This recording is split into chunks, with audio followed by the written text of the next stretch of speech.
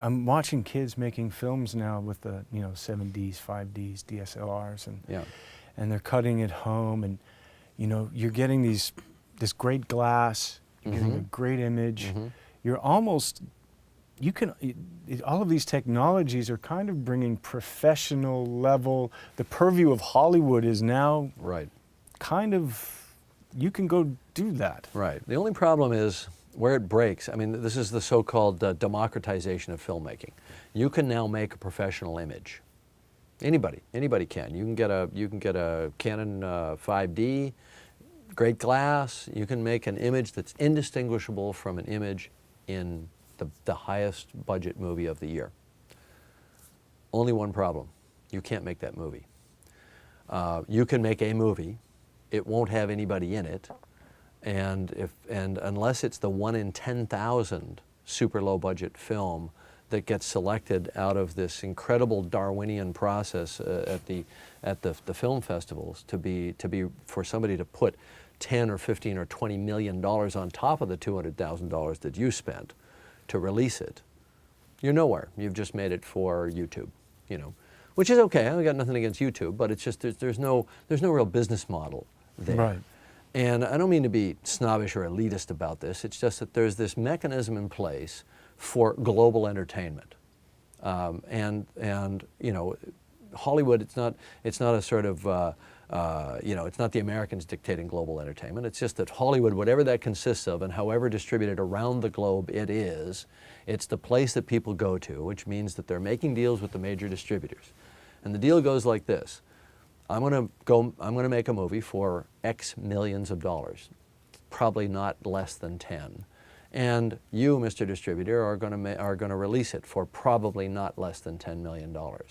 And nothing else really makes sense in order to reach a global audience.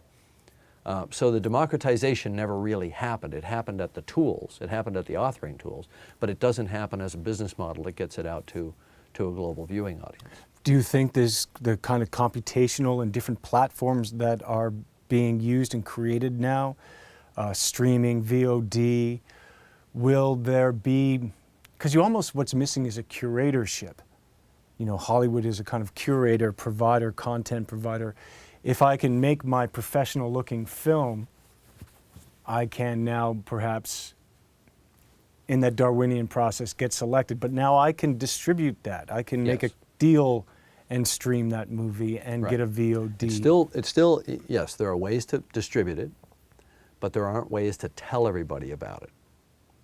You know what I mean? In other words, somewhere there has to be a centralized, coordinated campaign and money spent on it. Even if that campaign consists of using social networking and the internet, there still has to be a funded, centralized campaign to sell your movie.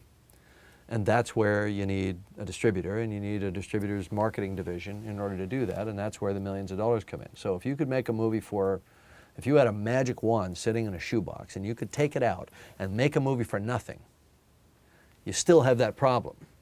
So it doesn't kind of really matter how cheap the tools get, except that now with the so-called democratization of the tool set, you have people coming in at an entry level already doing really professional looking stuff. So they've already got their hands on the tools. Now they just have to learn the storytelling, and they have to prove themselves as filmmakers. And you still always have to prove yourself as a filmmaker, because storytelling hasn't changed. Storytelling emerged around the campfire 50,000 years ago when we started to evolve, speech and vocal cords and all that. And the fundamental rules of it have never really changed. There's got to be a beginning and middle and an end to your story. And it has to somehow be riveting, and it has to be familiar enough that you can follow along, but it has to be new enough that you haven't heard that one before.